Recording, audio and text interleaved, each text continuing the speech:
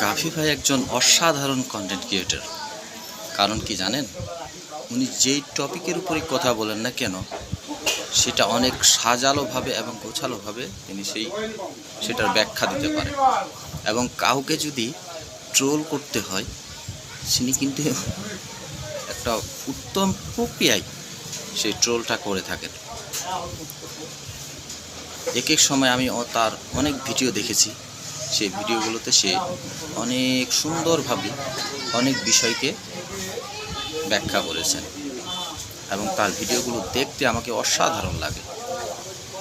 তার ভিডিও দেখেই আমি কিন্তু ফেসবুকে এসেছি। উনি যে